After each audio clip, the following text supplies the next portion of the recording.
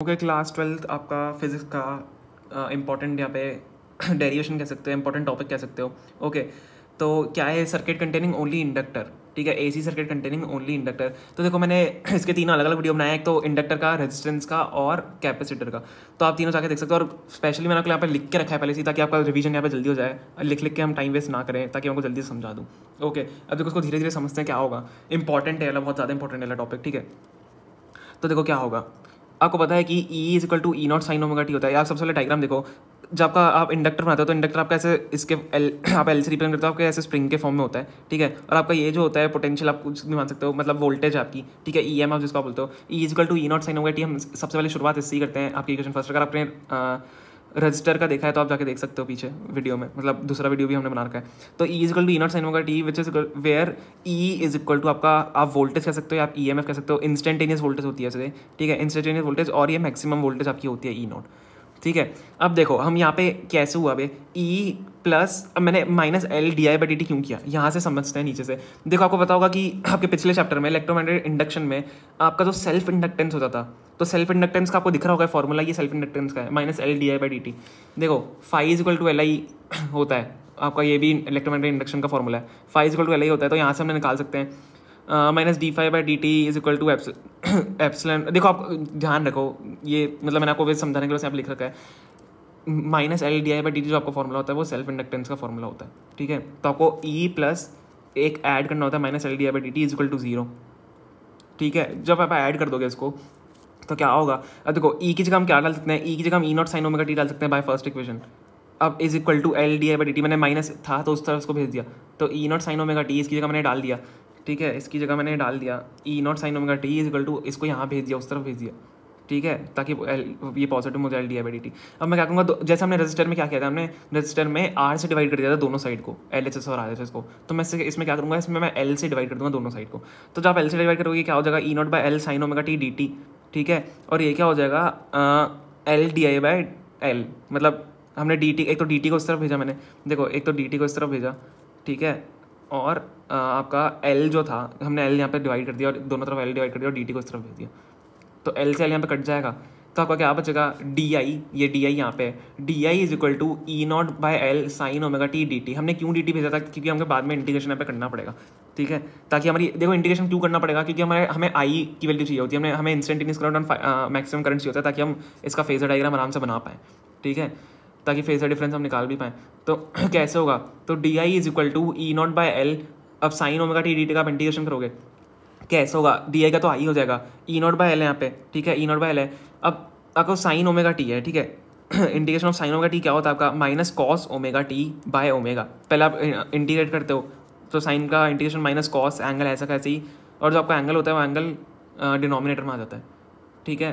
तो एंगल जब डिनोमिनेटर में आ जाएगा तो ये बन जाएगा, बाहर ओमेगा हमने ले लिया, ये ओमेगा यहाँ पे था तो मैं बाहर ले लिया, तो i is equal to E naught omega L, ठीक है, ओमेगा बाहर ले लिया, और माइनस कॉस ओमेगा टी है। अब देखो आपको पता होगा कि जो आपका फॉर्मूला होता है i is equal to I not sine omega T होता है, तो यहाँ पे तो अंदर कॉस आ रहा है, कॉस ओमेगा टी आ रहा है, तो इसको मैं साइन में कैसे चेंज कर सकता हूँ, हम यहाँ पे 90 माइनस थीटा कर सकते हैं। तो आई इज इक्वल टू ये ई नॉट बाई ओमेगा आपका आई नॉट के बराबर होता है।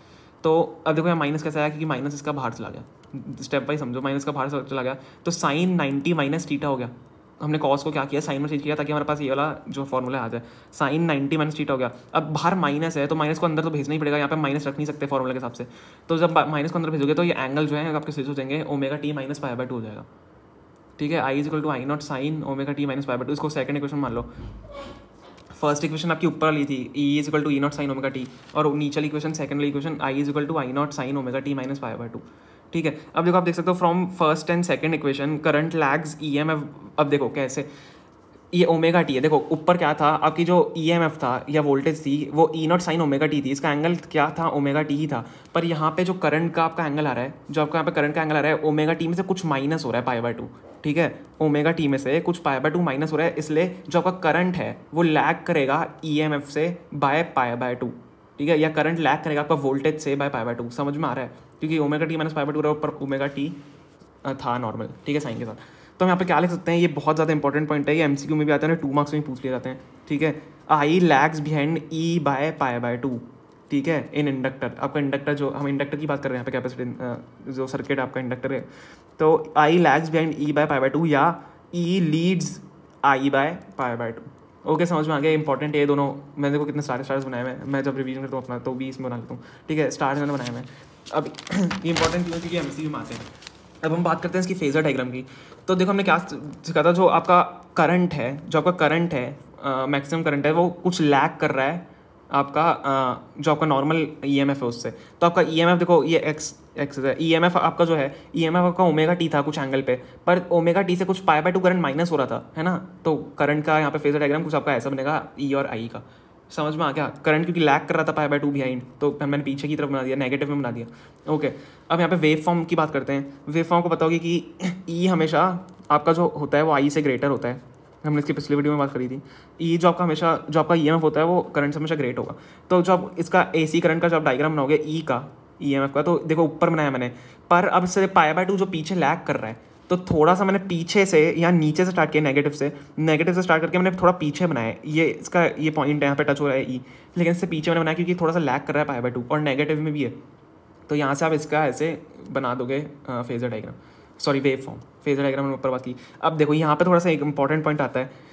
अब देखो आपने क्या किया था, i equal to E naught by, याद है पीछे आई थी equation, E naught omega L sine omega T minus pi by 2 आई थी। तो हमने E naught by omega L की जगह आई नॉट डाल दिया था, है ना। E naught by omega L की जगह आई नॉट डाल दिया था, ठीक है। अब आई नॉट, तो अगर हमने आई नॉट डाल दिया है तो आई नॉट इसके बराबर ही होगा, I naught E naught by omega L के बराबर होगा। तो I naught, so I naught equal to E naught by omega L, ठीक है, इस दोनों इक्वेशन की वजह से, क्योंकि हमने डाला था ई नॉट बाय ओमेगा एल की जगह आई नॉट। तो अब देखो, अब यहाँ पे तो अगर मेरे को उसमें मैं इसको रजिस्टर से यहाँ पे डिवाइड करूँ ई नॉट को आर से, तो यहाँ पे रजिस्टर तो है ही नहीं हमारे पास इंडक्टर है, तो रेजिस्टेंस नहीं आ सकता यहाँ पे, ठीक है। रेजिस्टेंस क्यों नहीं आ सकता, तो रेजिस्टेंस की जगह क्या आएगा यहाँ पे, अगर रेजिस्टेंस नहीं आ सकता तो रेजिस्टेंस की जगह यहाँ पे क्या आएगा, रेजिस्टेंस की जगह यहाँ पे एक, हम कह सकते हैं एक्सेल, मैं इसका नाम बताऊंगा आपको क्या है, एक्सेल आएगा, E naught by X L is equal to E naught by omega L. तो यहाँ पे जो आपका एक्सेल है वो इंडक्टिव रिएक्टेंस होता है, ये आपका इंडक्टिव रिएक्टेंस आएगा, एक्सेल इसको बोलते हैं।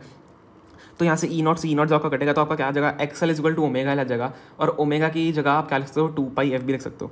तो ये एक आपका इंपॉर्टेंट रिलेशन यहाँ पे आ चुका है, X L is equal to 2 pi F L या X L is equal to omega L, ठीक है, जिसको एक्सेल को मैं क्या बोलते हैं, इंडक्टिव रिएक्टेंस। तो यहीं से आपका इंडक्टिव रिएक्टेंस भी निकलता है, ये भी एमसीक्यू में आ सकता है और या 2 मार्क्स में भी आ सकता है। ओके, तो हमने इंडक्टर यहाँ पे समझा है, और अगले वीडियो में हम कैपेसिटर की बात करेंगे। अगर आपने रजिस्टर वाला हमारा वीडियो नहीं देखा तो आप जाकर देख सकते हो। ओके, अगर पसंद आया प्लीज़ लाइक करना। Thank you so much.